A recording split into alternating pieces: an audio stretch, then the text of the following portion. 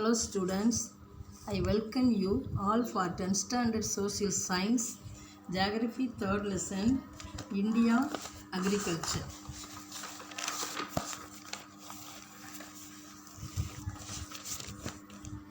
Do you know about agriculture? Yes, our country has the many resources. Among them, soil resources is best resources of our country. Our country is called farming country, while agriculture is backbone of our country. At the same time, we have more rural areas because we have the fertility of soil and availability of water in our country, India. Now we see about soil, irrigation and agriculture. Let us see the lessons India agriculture. நம்ம இன்னைக்கு பார்க்க போகிறது என்ன அப்படின்னு பார்த்தோம்னா geography 3rd லெசனில் India agriculture அப்படின்றத பற்றி பார்க்க போகிறோம்.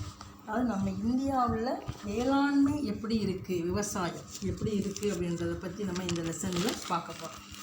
நிறைய இருக்கும், ஆனால் நாம் இதில் பார்க்க போகிறது எதுனா 2 பார்ட்டாக பிரித்து ஒரு பார்ட்டில் சாயில் இரிகேஷன் அக்ரியை மட்டும் நான் ஃபஸ்ட்டு பார்ட்டில் பார்த்துட்டு ரிமைனிங்கை செகண்ட் பார்ட்டுக்கு நம்ம கொண்டு போயிடுவோம்.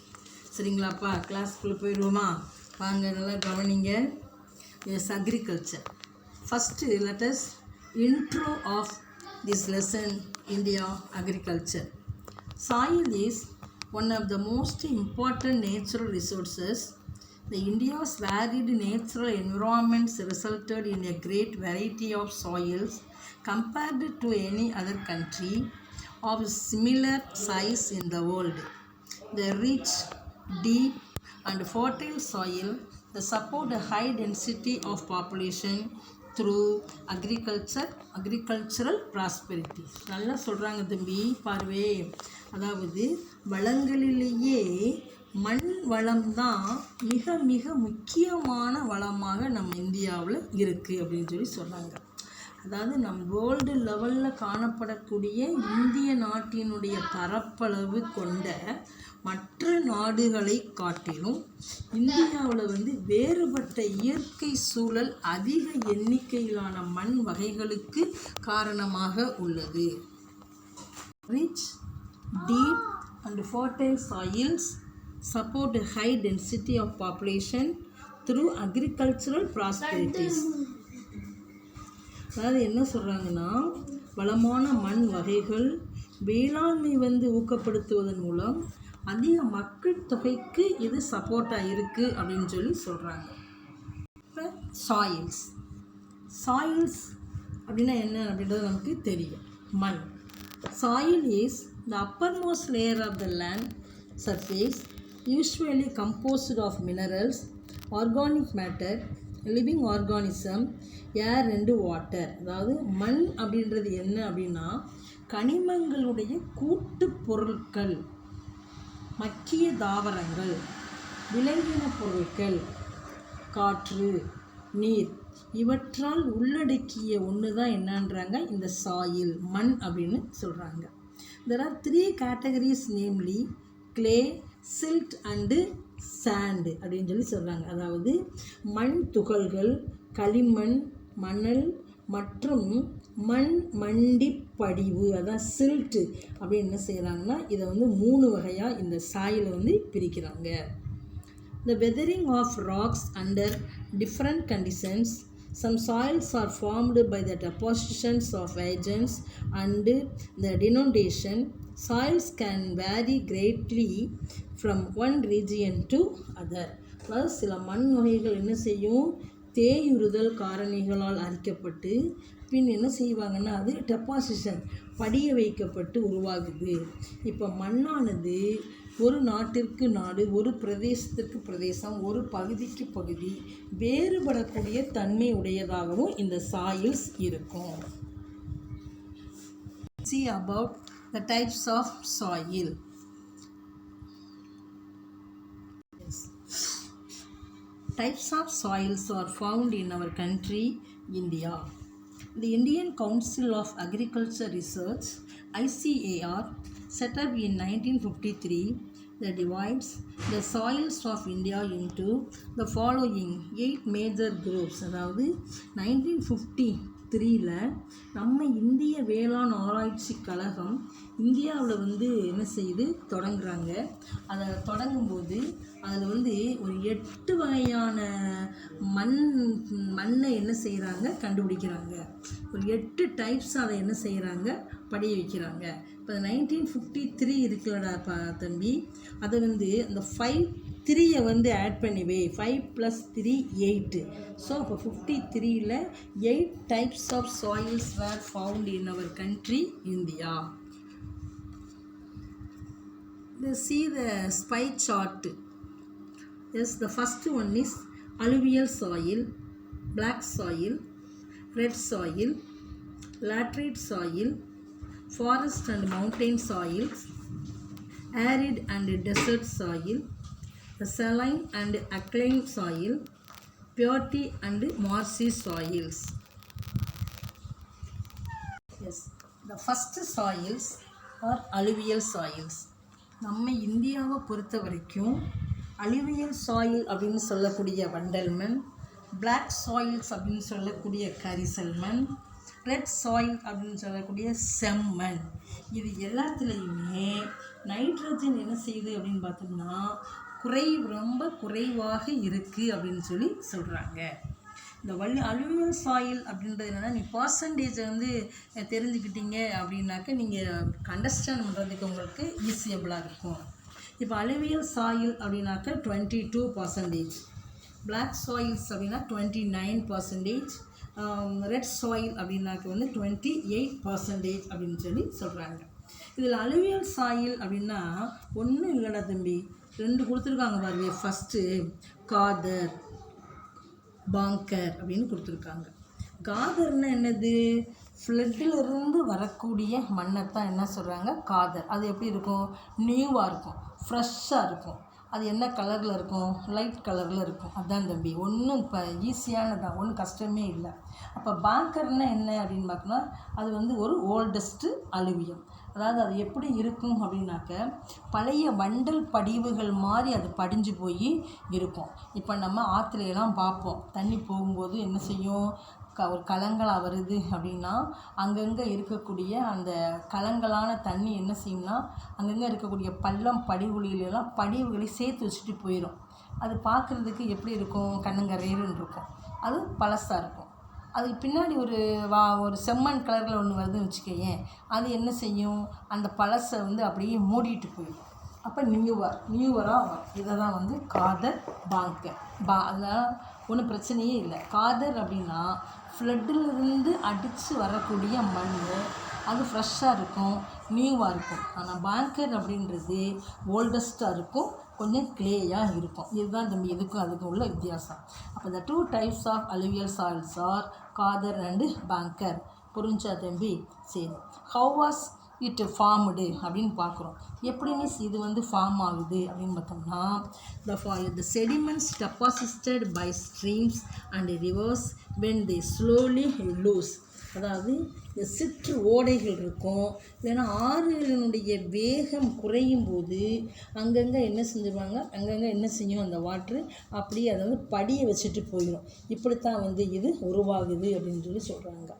இதில் என்னென்ன பயிர்கள் மிஸ் இதிலலாம் பயிர் செய்வாங்க? What are the crops growing in alluvial soil அப்படின்னு பார்த்தோம்னா, rice, wheat, sugar can and oil seeds. இந்த அலுவியல் சாயிலில் என்னென்ன விளையுதோ அது எல்லாமே ரெட் சாயில்ஸ்லேயும் விளையும். இது ஒன்றுக்கு ஒன்று டிபெண்டாக இருந்துக்கிறோம். இது எங்கெங்கே மிஸ் காணப்படும்? டிஸ்ட்ரிபியூஷன், பரவல் எங்கே மிஸ் காணப்படும் அப்படின்னா, இப்போ நம்ம இந்தியாவுக்கு மேலே பார்த்தோம்னா கங்கா ரிவர் எங்கேருந்து வருதா, அதோடைய அந்த ரிவர்லேயும் பிரம்மபுத்திரா ரிவர்லேயும் இது எல்லாமே அப்பரில் தான், அப்பர் சைடு, நம்ம இந்தியாவுடைய அப்பர் சைடு. அதாவது எங்கெங்கே சொல்லலாம், கங்கா, பிரம்மபுத்திரா, அந்த உத்தரப்பிரதேஷ், பஞ்சாப், ஹரியானா இந்த மாதிரி இடங்களில் தான் இந்த அலுவியல் சாயில் அதிகமான அளவுக்கு காணப்படும். அங்கே தான் ரைஸ் க்ரோயிங் ஏரியா அப்படின்னு பார்த்தோம்னா இந்த அலுவியல் சாயில் அதிகமான அளவுக்கு இருக்கிறதுனால தான். இதில் எது மீன்ஸ் ரொம்ப ரொம்ப கம்மியாக இருக்கும் அப்படின்னு பார்த்தோம்னா நைட்ரஜன் வந்து ரொம்ப ரொம்ப கம்மியான லெவலில் இருக்கும். இது ரொம்ப முக்கியமான ஒன்று. அதுதான் வந்து alluvial soil. Next we see about black soil. black soil என்னது? கரிசல் மண் அப்படின்னு சொல்லி சொல்கிறோம். இட் ஃபார்மேஷன்ஸ் அப்படின்னு பார்க்கும்போது தம்பி it derived from basalts of Deccan trap. அதாவது தக்கான பகுதிகளில் தான் இது என்ன செய்யுது? அதிகமான அளவுக்கு என்ன செய்யப்படுகின்றன இது காணப்படுது. நீ எப்படி இதை ஈஸியாக வச்சுக்கிறவ? இது அசால்ட்டாக கிடைக்குதுரா அப்படின்னு சொல்லுவோம்ல, அது மாதிரி பசால்ட் அப்படின்னு சொல்லக்கூடிய டெக்கான் பகுதிகளில் தான் இது அதிகமான அளவுக்கு கிடைக்குது அப்படின்னு சொல்லி இதை சொல்லலாம். இதனுடைய தன்மைகள் என்னென்ன, இதனுடைய நேச்சர் என்ன அப்படின்னு பார்த்தோம்னா sticky when wet, high degree of moisture, இந்த ரினன்டிவிட்டி அப்படின்னு சொல்லி சொல்கிறாங்க. ஈரமாக இருக்கும்போது அது கொஞ்சம் சேராக இருக்கும். ஈரப்பதத்தை நீண்ட நேரம் தக்க வைத்துக்கொள்ள தன்மை இந்த பிளாக் சாயிலுக்கு இருக்குது அப்படின்னு சொல்லி சொல்கிறாங்க தம்பி. இதில் என்ன மாதிரியான what are the crops were growing in the black soil அப்படின்னு பார்த்தோம்னா காட்டன், மில்லட், இது வந்து திணை வகைகள்னு சொல்லுவாங்க. அது தவிர டொபாக்கோ அண்டு சுகர் கேன். இது name the places were found in black soil அப்படின்னு பார்த்தோம்னா தம்பி நம்ம சதர்ன் பார்ட்டுக்கு வந்துருங்களேன். மகாராஷ்டிரா இருக்கா அந்த பகுதி, தெலுங்கானா, கர்நாடகா, இந்த பிளேசஸில் வந்து இந்த பிளாக் சாயில்ஸ் அதிகமான அளவுக்கு வளரும். we see about red soil. Red soil என்னது? செம்மண் அப்படின்னு சொல்லி சொல்லுவாங்க.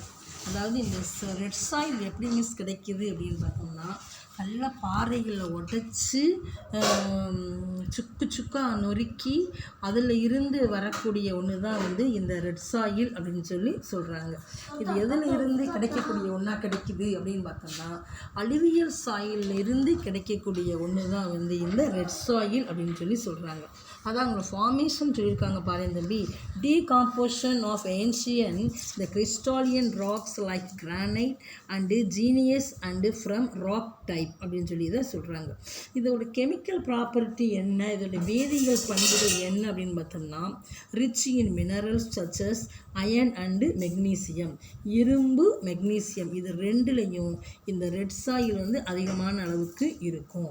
இதனுடைய தன்மைகள் என்ன, நேச்சர் அப்படின்னு பார்த்தோம்னா இட் ஹேஸ் லைட் டெக்ஸ்சர் அப்படின்னு சொல்லி இதை சொல்லலாம். அதாவது இது வந்து சிறு வெடிப்புகளுடன் கூடிய செம்மண் படிவாக இருக்கும். இது வந்து எப்படின்னா மென்மையான துகள்களை கொண்டதாக அது இருக்கும். Name the crops were growing in this soils the wheat, rice, cotton, sugar cane and pulses. அதனால தான் முன்னாடியே சொன்னேன் அலுவியல் சாயில்ஸில் என்னென்ன மாதிரியான கிராப்ஸ் விளையுதோ அது எல்லாமே வந்து இந்த ரெட் சாயில்லையும் என்ன செய்யும்? விளையும். லாட்ரைட் சாயில். லாட்ரைட் சாயில் அப்படின்னு பார்த்தோம்னா சரளை மண் அப்படின்னு சொல்லி இதை சொல்லுவாங்க. இதோட ஃபார்மேஷன்ஸ் என்ன அப்படின்னு பார்த்தோம்னா தம்பி ஃபார்மேஷன்ஸ் இந்த regions where alternate wet and hot dry conditions prevail. It is formed by the process of leaching.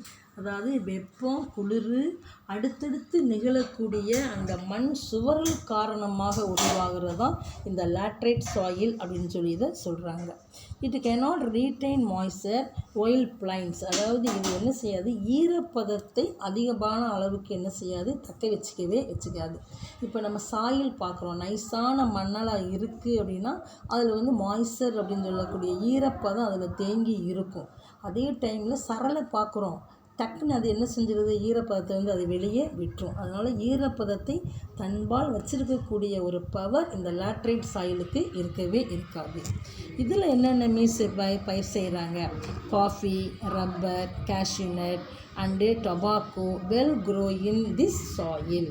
இதோடைய பிளேசஸ் என்னென்ன மீன்ஸ் அப்படின்னு பார்த்தோம்னா அஸ்ஸாம் ஹில்ஸ், அதாவது அந்த மலை அடிவார பகுதிகளில் என்ன செய்வாங்கன்னா இந்த பிளான்டேஷன் கிராப்ஸ் அப்படின்னு நீங்கள் லோவர் கிளாஸில் படிச்சிருப்பீங்க. தோட்டப்பயிர்கள் அப்படின்னாவே ஹில் ஸ்லோப்ஸில் தான் அது என்ன செய்வாங்க? அதிகமான அளவுக்கு பயிர் செய்வாங்க. அப்படி விளையக்கூடிய ஒரு கிராப்ஸ் தான் இந்த coffee, rubber, cashew nut and tobacco அப்படின்னு இதை சொல்லலாம். Next see about forest and mountain soil. அதாவது காடு மற்றும் மலை மண் அப்படின்னு சொல்லி நம்ம இதை சொல்கிறோம். இது differ from region to region depending on climate. அதாவது இது என்ன செய்யும்னா பனிமலை வெப்பநிலை வேறுபாடுகளால் உருவான ஒன்று அப்படின்னு இதை சொல்லலாம். இது வந்து ரீஜியன் டு ரீஜியன் எப்படி இருக்கும், டிபெண்டிங் ஆன் கிளைமேட்டை பொறுத்து அது என்ன செய்யும் இருக்கும். இந்த கெமிக்கல் ப்ராப்பர்ட்டிஸ் என்னென்ன அப்படின்னு பார்த்தோம்னா தம்பி, are deficient in potash, phosphorus and lime. Potash, phosphorus, சுண்ணாம்பு சத்துக்கள் இதில் அது குறைவான அளவுக்கு இங்கே காணப்படும். இதில் what are the crops growing in forest and mountain soil, coffee, tea, rice, maize, potato.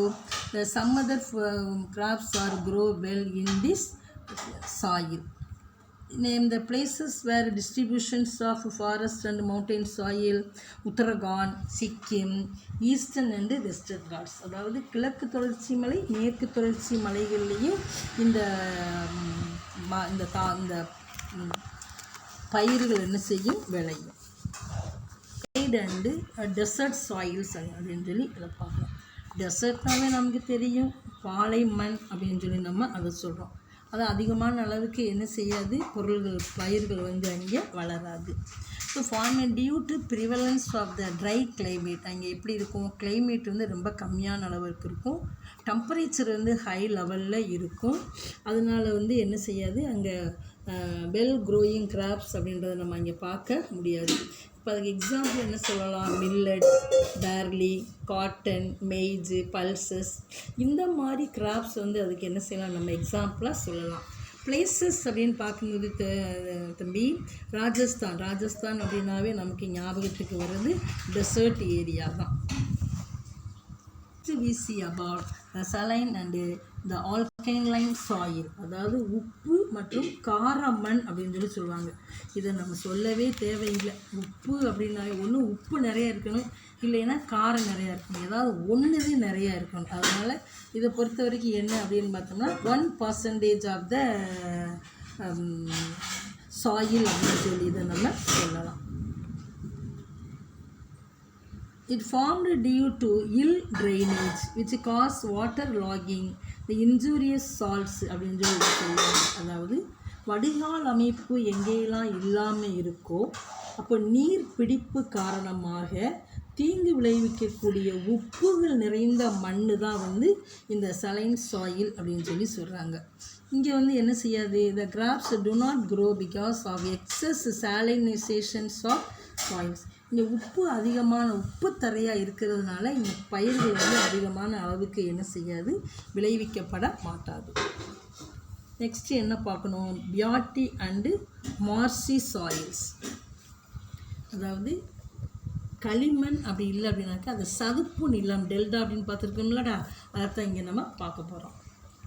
It is found in the areas of heavy rainfall and high humidity. Biaty soils are black, heavy and highly acidic.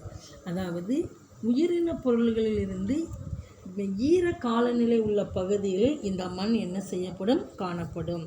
இங்கே என்னென்ன graphs பயிர் செய்வாங்க அப்படின்னு பார்த்தோம்னா பேடி, ஜூட்டு. நமக்கு கேட்டுக்கிறவே வேணாம் தம்பி, பேடினாவே நம்ம தமிழ்நாடு, வெஸ்ட் பெங்கால், கேரளா, இந்த மாதிரி பிளேசஸ் நமக்கு ஞாபகத்துக்கு வரணும். சரிங்களா தம்பி? இப்படி டைப்ஸ் ஆஃப் சாயில் அப்படின்றது ஒரு 8 டைப்ஸாக என்ன செஞ்சுருக்காங்க, பிரிச்சுருக்காங்க. Next we see about soil degradation. What do you mean by soil degradation? மண்ணோடைய சீரழிவு அப்படின்னு சொல்லி சொல்கிறாங்க. Soil degradation is an acute problem in India. According to 2015 report of the Indian Institute of Remote Sensing, the estimated amount of soil erosion that occurred in India was 147 million hectares.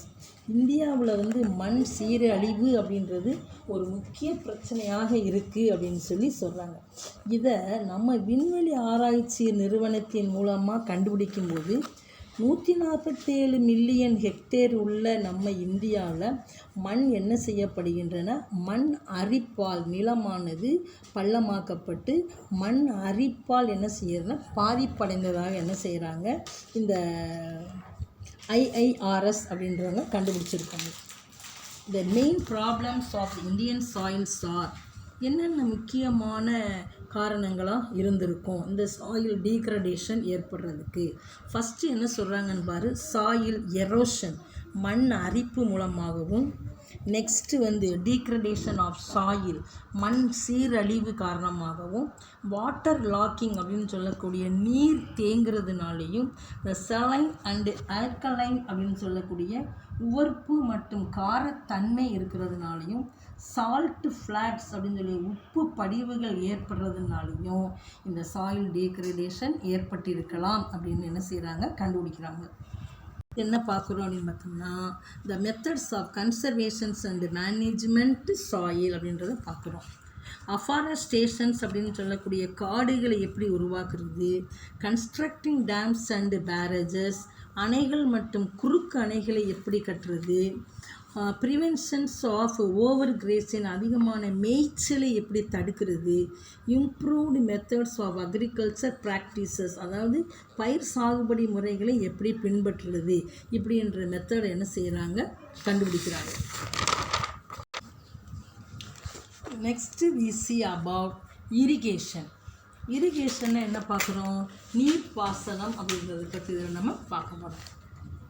The watering of agriculture plants through the artificial means is called irrigation. அதாவது வேளாண் பயிர்களுக்கு செயற்கை முறையில் நீரை கொண்டு செல்லக்கூடிய முறைக்கு பெயர் நீர்ப்பாசனம் அப்படின்னு சொல்லி சொல்கிறோம். It always needs irrigation to carry out agriculture activities during dry period. இது எதுக்குமே பயன்படுது அப்படின்னு பார்த்தோம்னா, தண்ணீர் எங்கெல்லாம் வந்து இல்லாமல் இருக்கோ அந்த இடங்களுக்கு என்ன செய்யப்படுகின்றன, ஆர்டிஃபிஷியல் மூலமாக என்ன செய்யப்படுகின்றன, இந்த வாட்டர் ஃபெசிலிட்டிஸை கொண்டு வரப்படுகின்றன. அதில் ஃபஸ்ட்டு நம்ம பார்க்க போகிறது என்ன அப்படின்னு பார்த்தோம்னா சோர்ஸஸ் ஆஃப் இரிகேஷன். அதாவது ஃபஸ்ட்டு இந்த நீர்ப்பாசனத்துடைய சோர்ஸஸ்லாம் என்னென்ன அப்படின்றத நம்ம பார்க்க போகிறோம். In India different sources of irrigations are found in our country India. See this pie chart. Canal irrigation, well irrigation and tank irrigation. Yes, first we see about canal irrigation.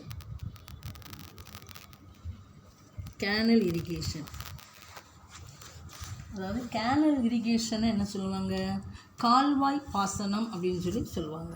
It is the second most important sources of irrigations in our country.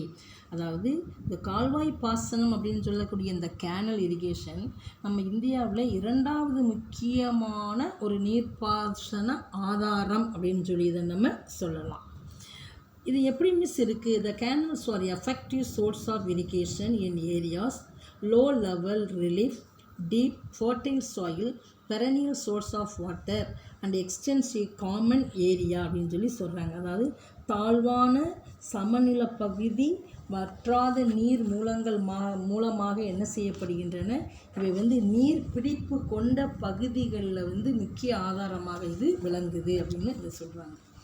இதை first என்ன செய்கிறாங்க, இது வந்து 2 types of canal irrigation. The first one is inundation canals, next one is perennial canals. Inundation canals அப்படின்னா என்ன அப்படின்னு பார்த்தோம்னா வெள்ளப்பெருக்கு கால்வாய் அப்படின்னு இதை சொல்லுவாங்க. In this water is taken now directly from the rivers without making any kind of barrage or dam. இந்த கால்வாய்கள் என்ன செய்வாங்கன்னா ஆற்றிலிருந்து நேரடியாக எந்தவித தடுப்பு அணைகளும் இல்லாமல் தண்ணீர் கால்வாய் மூலம் எடுக்கப்படுற ஒன்று தான் வந்து நம்ம வெள்ளப்பெருக்கு கால்வாய் அப்படின்னு சொல்லி சொல்கிறோம். நெக்ஸ்ட்டு என்ன சொல்கிறோம், perennial canals. These are developed from perennial rivers by constructing barrage to regulate the flow of water. இது பெரனியல்னு என்னது, வற்றாத கால்வாய் அப்படின்னு சொல்லுவாங்க. இந்த கால்வாய்கள் என்ன செய்வாங்கன்னா, வற்றாத நதிகளின் குறுக்காக அணைகளை கட்டி நீருடைய போக்கை சீர்படுத்தி விவசாயத்துக்காக என்ன செஞ்சு கொள்வாங்க, கொண்டு வர்றது தான் நம்ம பெரனியல் கேனல்ஸ் அப்படின்னு சொல்லி இதை நம்ம சொல்கிறோம்.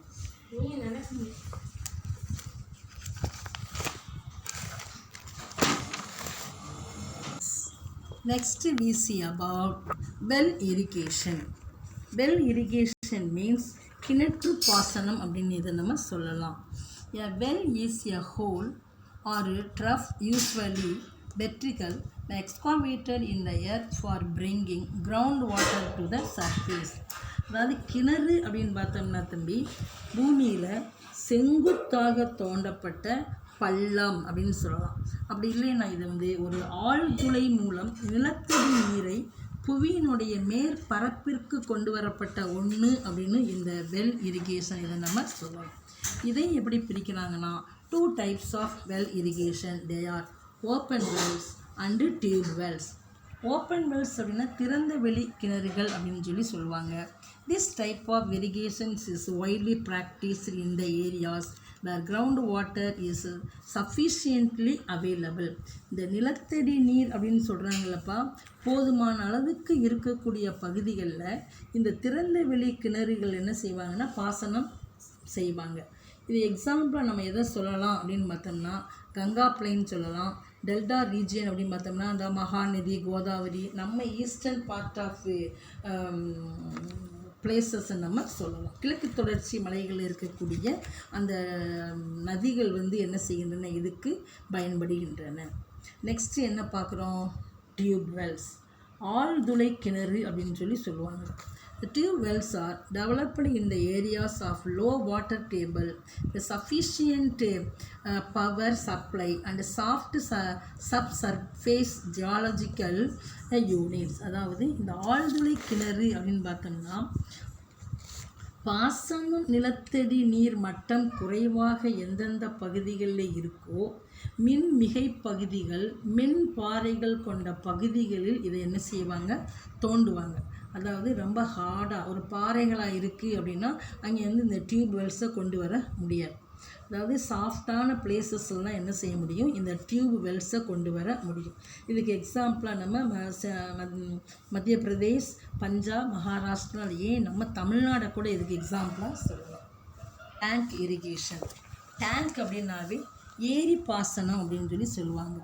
A tank is natural or man-made hollow on the surface developed by constructing a small bund around it across a stream. அதாவது ஏரி அப்படின்னு பார்த்தோம்னா புவியினுடைய மேற்பகுதியில் இயற்கையாகவோ அல்லது மனிதனால் உருவாக்கப்பட்ட ஒரு தாழ்வான நீர் தேங்கக்கூடிய ஒரு பகுதியைத்தான் நம்ம டேங்க் இரிகேஷன் சொல்கிறோம். இதில் என்ன செஞ்சுருக்காங்கன்னா ஒரு 5 டைப்ஸ் இருக்குது அப்படின்னு சொல்லி சொல்கிறாங்க.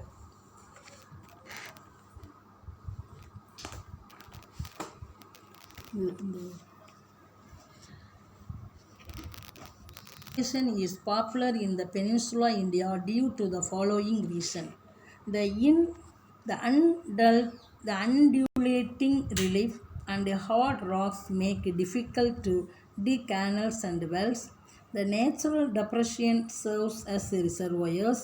The absence of perennial rivers, the impermeable rock structure which do not permit the percolation, the scattered nature of populations and agriculture fields. அதாவது கடினமான பாறைகள், சமமில்லாத நிலத்தோற்றங்கள் உள்ள பகுதிகளிலையும் கால்வாய்கள் மற்றும் கிணறுகள் தோண்டுவதற்கு இந்த டேங்க் இரிகேஷன்ஸ் அப்படின்ற ஒன்று ஃபேவரபுளாக இருக்குது அப்படின்னு சொல்லி சொல்கிறாங்க. நெக்ஸ்ட்டு குறைவான மக்கள் தொகை உள்ள இடங்களிலும் குறைவான வேளாண் நிலங்கள் உள்ள இடங்களிலும் இந்த டேங்க் இரிகேஷன் என்ன செய்வாங்க, யூஸ் பண்ணுவாங்க.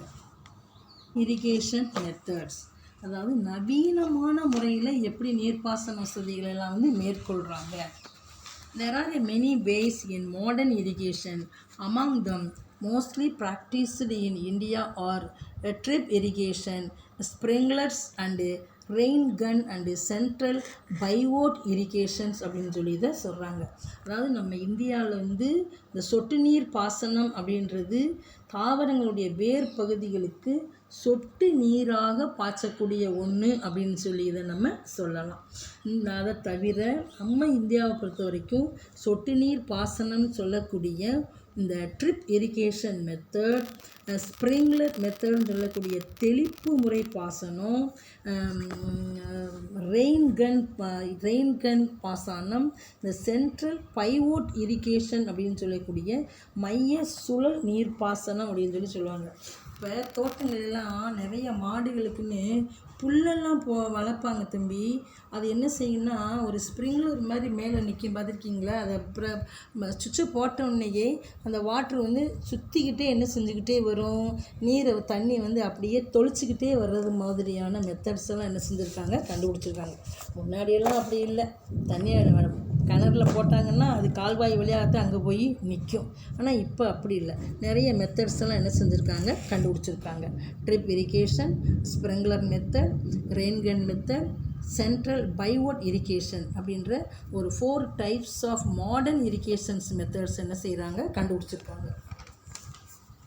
Next one is multipurpose river valley project.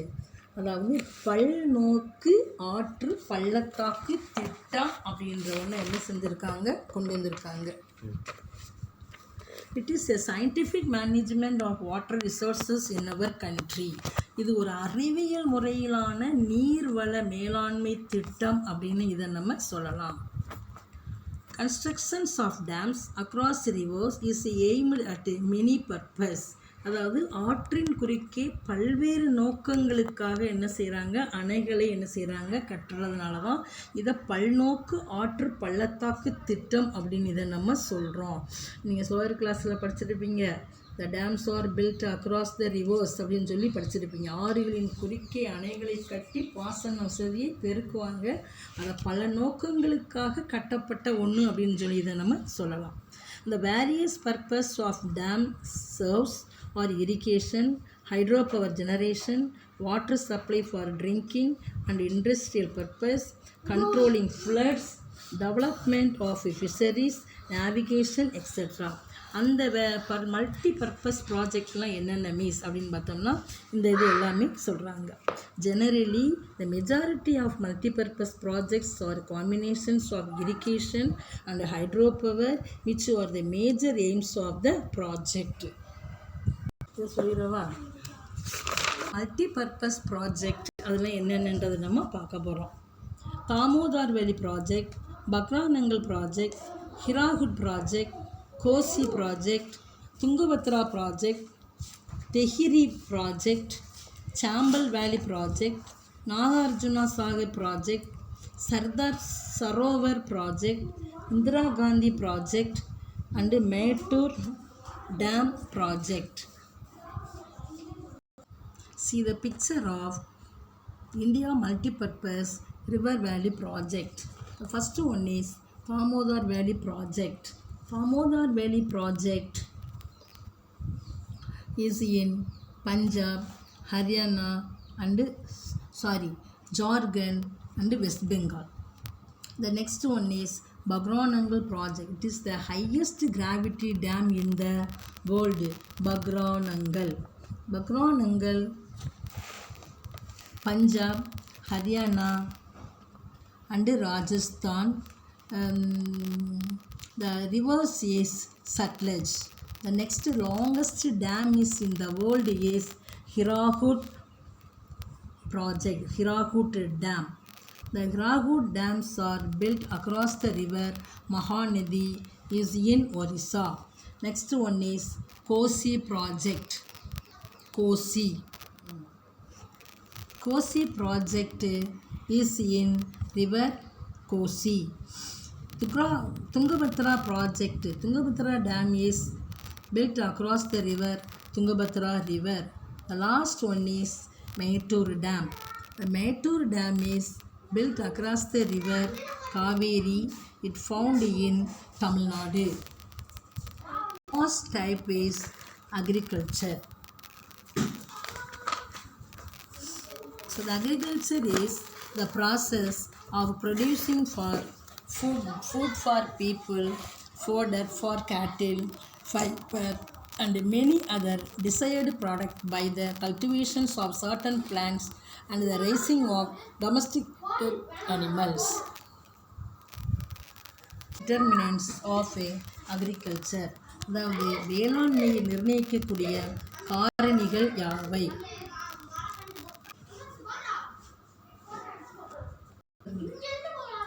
Determinants of agriculture. Agriculture in India is determined by a set of factors. Some of the important factors are physical factor, institutional factors, infrastructural factors, and technological factors. The physical factors means இயற்கை காரணிகள் சொல்லுவாங்க. அது எதை சொல்லலாம்? Example of relief, climate, and soil. The institutional factors, size of farm holdings, land tenure, and landforms. The technological factors are தொழில்நுட்ப காரணிகள் அப்படின்னு சொல்லுவாங்க. High yielding varieties of seeds, the chemical fertilizers, the insecticides, and machineries. Next one, we will see about the types of farming. வேளாண்மையினுடைய வகைகள் என்னென்ன? Subsistence farming, shifting agriculture, intensive farming, dry farming, mixed farming, and terrace farming. First we see about subsistence farming. One is subsistence farming. A considerable proportions of farmers in the country practice subsistence farming. அதாவது தன்னிறைவு வேளாண்மை அப்படின்னு இதை சொல்லுவாங்க. இந்தியாவில் கணிசமான அளவு விவசாயிகள் தன்னிறைவு வேளாண்மை முறையை என்ன செய்கிறாங்க, பின்பற்றுறாங்க அப்படின்னு சொல்கிறாங்க. In addition, jute and tobacco are cultivated. The traditional farming methods result in low productivity. Is shifting agriculture.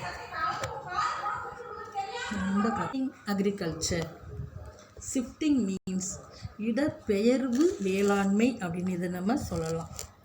This type of agriculture is performed by tribal people in a piece of forest land after clearing the trees through felling and burning the trunks and branches.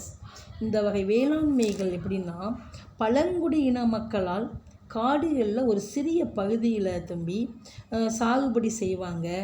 2 அல்லது 3 முறை கூட இதை என்ன செய்வாங்க, அந்த இடத்துல ஏதாவது வேறு பயிர்களை அவங்க என்ன செய்வாங்க, பயிர் செய்வாங்க. அதுக்கு பேர் தான் ஷிஃப்டிங் கல்டிவேஷன் அப்படின்னு சொல்லி இதை சொல்கிறாங்க. Columns. The different names of shifting agriculture in different regions in India. Zoom அப்படின்னு பார்த்தோம்னா அஸ்ஸாம் பிளேஸ்லையும், பூனம் அப்படின்றது கேரளாலையும், போடு அப்படின்றது ஆந்திர பிரதேசத்துலேயும், பீவர் மாசன், பெண்டா, பீரா இது நம்ம மத்திய பிரதேசத்துலேயும் பல்வேறு பகுதிகளிலையும் இந்த வேளாண்மையுடைய பல்வேறு பெயர்களாக இது கருதப்படுகின்றன. We see about intensive farming. Intensive farming is an agriculture intensification and a mechanization system. That system to maximize yield from available land through various means, which such as heavy use of pesticides and chemical fertilizers. அதாவது intensive farming அப்படின்னா என்னென்னா, தீவிர வேளாண்மை அப்படின்னு சொல்லி இதை சொல்கிறாங்க. இந்த தீவிர வேளாண்மை அப்படின்றது என்னென்னா, இயந்திரங்கள் மூலமாகவோ அல்லது பல்வேறு யுக்திகள் மூலமாகவோ உற்பத்தியை பெருக்குவதை சொல்கிறத தான் இது இன்டென்சிவ் ஃபார்மிங். இப்போ முன்னாடிலாம் என்ன செய்வாங்க, நாற்று நடணும், நாற்று கருது இருக்கணும், இதுக்கெல்லாம் மனுஷங்களை தான் என்ன செய்வாங்க யூஸ் பண்ணி இருந்திருப்பாங்க. இப்போ பாட்டம் இன் அக்ரிகல்ச்சர் அப்படின்னு பார்த்தோம்னா மோஸ்ட் ஆஃப் த ஒர்க்கு அப்படின்னாக்கா அதை மிஷினரிஸ் தான் என்ன செய்யுது, அதை ஒர்க் அவுட் பண்ணுது. ஒரு கருதை அறுக்கணுன்னாலும் மிஷினரிஸ் தான், நாற்று நடணும் வயக்காட்டுக்குள்ள அப்படின்னாலும் அதுக்கும் மிஷினரிஸ் தான் இப்போ என்ன செய்யுது, பயன்படுத்தப்படுறாங்க. இதுதான் இன்டென்சிவ் ஃபார்மிங். பல முறைகளில் தீவிரமான வேளாண்மையை உருவாக்குவதுன்னு பேர் அதுக்கு. The next one is dry farming. This type of farming is practiced in Rajasthan, Gujarat and Madhya Pradesh.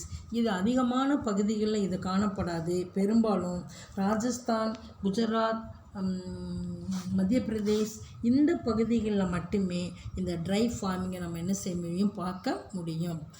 The next one is mixed farming. கலப்பு வேளாண்மை. ஒரே மாதிரியான பயிர்களை பயிர் செய்யாமல் ஒரு கேஷ் கிராப்ஸு, ஃபுட் கிராப்ஸு இந்த மாதிரி கிராப்ஸ் அங்கே என்ன செய்வாங்க, பயிர் செய்யக்கூடிய முறைக்கு பேர் தான் mixed farming. The mixed farming is defined as a system of farm which includes crop production, raising livestock, poultry, fisheries, beekeeping, etc. to sustain and satisfy as many needs of the farmer as possible. கலப்பு வேளாண்மை அப்படின்னாக்க ஒரே மாதிரியான பயிர் செய்யாமல் கால்நடை வளர்க்குறது, கோழி வளர்க்குறது, மீன் வளர்க்குறது இந்த மாதிரி வேறு வேலைகளை என்ன செய்கிறது அங்கே செய்வாங்க. The last one is the terrace farming. அதாவது படிக்கட்டு முறை அப்படின்னு சொல்லி இதை சொல்லுவாங்க. ஃபார்மிங் படிக்கட்டு முறை வேளாண்மை அப்படின்னு சொல்லுவாங்க. This type of cultivation is practiced especially in hilly areas where lands are sloping nature. இந்த முறையானது மலை பிரதேசங்கள் என்ன செய்வாங்க, ஃபாலோ பண்ணுறது மட்டும் இல்லாமல் அந்த பகுதி நிலங்கள் இயற்கையாகவே சரிவு அமைப்பை கொண்டவைகளாக இருக்கக்கூடிய மலைப்பகுதிகளில், மலை சரிவுகளில் மட்டுமே அதை என்ன செய்வாங்க, பயிர் செய்வாங்க. The hill and mountain slopes are cut to form terrace and the land is used in the same way as in the permanent agriculture. அதாவது என்ன சொல்கிறாங்கன்னா தம்பி, இந்த வறண்ட மலை சரிவு பகுதிகளில் சமப்படுத்தப்பட்டு நிலத்தை நிலையான வேளாண் பகுதிகள் போலவே அதை என்ன செய்வாங்க, பயன்படுத்தப்படுவாங்க. இது மலை பிரதேசங்களில் ஸ்லோப்ஸ், ஹில் ஸ்லோப்ஸ்ன்னு சொல்லுவோம்ல தம்பி, அந்த சரிவு பகுதிகளில் மட்டுமே என்ன செய்வாங்க, இதை பயிர் செய்வாங்க. ஏன்னா அதிகமான தண்ணி இதுக்கு தேவையில்லை. அந்த ஈரப்பதத்திலே அது என்ன செஞ்சிடும், அது விளைய ஆரம்பிச்சிருக்கும். ஏன்னா சமமான நிலப்பகுதி குறைவாக இந்த பகுதிகளில் இருக்கிறதுனால இந்த படிக்கட்டு மாதிரி என்ன செய்வாங்க, நிலங்களை அமைச்சு இங்கே என்ன செய்வாங்க, அதை பயிர் செய்வாங்க.